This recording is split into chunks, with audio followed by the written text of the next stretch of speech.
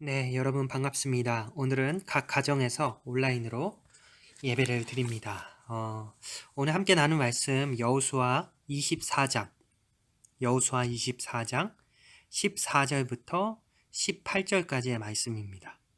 구약성경 358페이지 여호수아 24장 14절부터 18절까지의 말씀 제가 읽도록 하겠습니다. 그러므로 이제는 여호와를 경외하며 온전함과 진실함으로 그를 섬기라. 너희의 조상들이 강 저쪽과 애굽에서 섬기던 신들을 치워버리고 여호와만 섬기리라. 만일 여호와를 섬기는 것이 너희에게 좋지 않게 보이거든 너희 조상들이 강 저쪽에서 섬기던 신들이든지 또는 너희가 거주하는 땅에 있는 아모리 족속의 신들이든지 너희가 섬길 자를 오늘 택하라.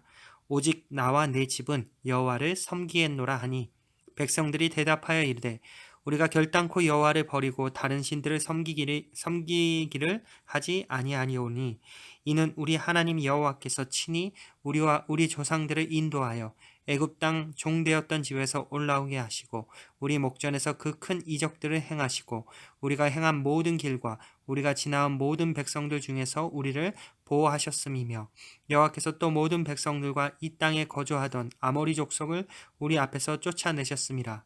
그러므로 우리도 여호와를 섬기리니 그는 우리 하나님이심이니이다 하니라. 아멘.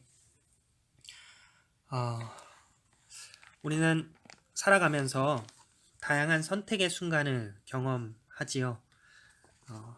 짜장면과 짬뽕 사이의 선택처럼 일상의 사소한 부분의 선택부터 또 여러 가지 중요한 선택의 기로를 마주합니다. 그리고 모두가 알다시피 하나의 선택은 다른 하나를 포기하게 만듭니다. 이러한 선택과 포기들이 모여서 역사를 만들어 온 것이죠. 때로는 한순간의 선택으로 많은 사람의 목숨을 구하는 경우도 있었습니다. 1983년에 당시 소련군의 장교였던 페트로브라는 사람은 핵미사일 발사라는 중대한 선택을 해야 하는 상황이었습니다.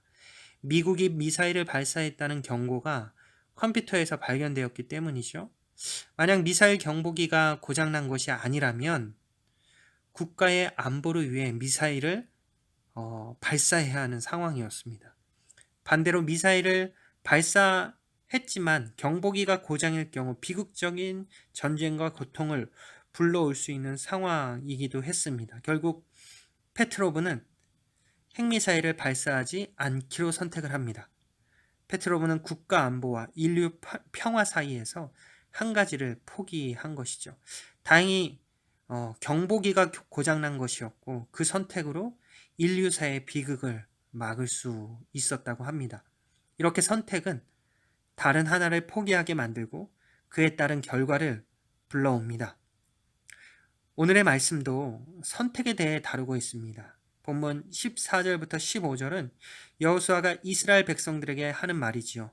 여호수아는 이곳에서 이스라엘 백성들에게 선택을 요구합니다. 하나님과 이방 신들 중에서 누구를 섬길지 결정하라는 요구입니다. 이에 대한 이스라엘 백성들의 선택은 16절의 말씀에 등장합니다. 이스라엘 백성들은 절대 하나님을 버리고 다른 신을 섬기지 않겠다라고 대답합니다. 이스라엘 백성들은 하나님만을 섬기기로 선택한 것이죠. 이 선택은 그 앞구절 1절에서 13절에 서술되어 있는 기록되어 있는 그 하나님의 값없는 구원에 대한 그들의 응답이었습니다. 그러나 이스라엘 백성들에게는 선택의 자유가 있었습니다. 하나님의 구원 때문에 하나님을 반드시 선택해야 할 의무는 없었습니다. 그럼에도 이스라엘 백성들은 하나님을 선택했습니다. 그렇다면 다른 신이 아닌 하나님만을 따르겠다라는 이 선택은 어떤 의미를 가지고 있는 것일까요? 당연하게도 하나님의 가치, 하나님의 법도만을 따라 살겠다는 뜻을 내포하고 있는 것입니다. 다른 신들의 법도는 모두 버리겠다라는 뜻입니다.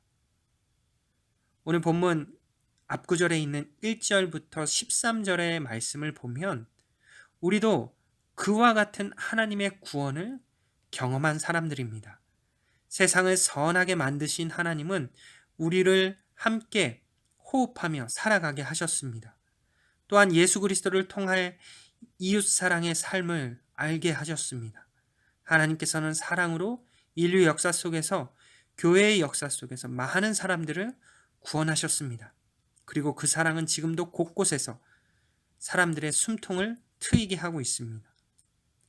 우리도 오늘 말씀처럼 선택의 순간을 경험한 사람들입니다. 15절에 너희가 섬길 자를 오늘 택하라 라는 이 여호수아의 말은 우리 각자가 분명하게 들었던 말입니다. 그리고 그 말에 우리는 응답합니다. 하나님의 사랑과 구원을 경험하고 하나님께 예배 드리는 우리는 분명히 하나님을 선택한 사람들입니다. 본문 말씀 속 이스라엘 백성들처럼 하나님을 선택했습니다. 하나님만을 따르겠다고 결정한 우리입니다. 그렇다면 오늘 우리도 이스라엘 백성들처럼 다른 신들을 모두 버려야 합니다. 우리에게 다른 신들을 버린다고 하는 것은 어떤 의미일까요? 오늘 우리가 살아가는 세상에도 다양한 신들이 있습니다. 꼭 종교의 형태를 가지고 있지 않더라도 말입니다. 황금 만능주의, 성공주의, 외모지상주의, 학벌주의와 같은 신들이 가득한 것이죠. 그리고 실제로 많은 사람들이 그 신을 신봉하고 있습니다. 돈을 가지기 위해 수단과 방법을 가리지 않고 반복합니다. 성공한 사람이 더 가치 있다는 생각이 뿌리 깊이 박혀 있어서 끝없이 경쟁하며 살아갑니다. 외모로 사람을 판단하고 학벌로 사람을 판단하는 것에 너무도 익숙합니다. 우리의 삶을 이런 신들이 지배하고 있는 것이죠. 이런 세상에서 하나님을 선택한다라는 것은 모든 가치를 버리고 하나님의 가치를, 그 가치만을 따르겠다는 선언입니다. 하나님의 가치가 아닌 것들을 포기하겠다라는 선언이죠. 하나님께서는 사람을 하나님의 형상대로 지으시고 모두를 소중히 여기셨습니다. 사람이 가진 것을 보고, 그러한 것들을 보고 우리를 사랑하지 않으셨습니다. 사람이기 때문에, 하나님께서 창조해 주신 사람이기 때문에 사랑하셨습니다. 피조물들이기 때문에 피조 세계 전체를 사랑하셨습니다. 따라서 하나님을 선택한다라는 것은 하나님의 눈으로 이 세상을 사랑하겠다는 선언입니다. 하나님이 지으신 대로, 하나님의 형상대로 사람을 바라보고 사랑하겠다라는 고백인 것이죠. 하나님의 피조 세계를 소중히 여기겠다라는 고백입니다. 오늘 함께 예배드리는 우리 모두가 하나님의 그 가치만을 따르기를 소망합니다. 가정에서, 또 여러분의 일터에서, 그리고 여러분 각자의 일상에서 만나는 모든 이웃들을 하나님의 눈으로 바라보시기 바랍니다. 하나님께서 여러분을 통해 세상을 하나님의 나라로 바꾸어 가실 것입니다. 다른 신들을 버리고 하나님으로 가득 채운 여러분의 삶이 되길, 오늘의 삶이 되기를 주님의 이름으로 축복하며 소망합니다. 기도하시겠습니다. 우리를 구원하시고 우리를 사랑하시는 하나님, 감사를 드립니다. 우리를 오늘도 숨쉬게 하시는 그 하나님, 그 하나님의 사랑에 우리가 응답하기 원합니다. 다른 신을 모두 버리고 하나님의 가치, 하나님의 사랑만을 가지고 살아가도록 인도해 주시길 원합니다. 우리의 삶이 하나님으로 가득 차길 원합니다. 이 모든 소망, 우리의 구원자 되시는 예수 그리스도의 이름으로 기도했습니다. 아멘. 여러분들 오늘도 소망 가득한 하루가 되시기를 주님의 이름으로 축복합니다.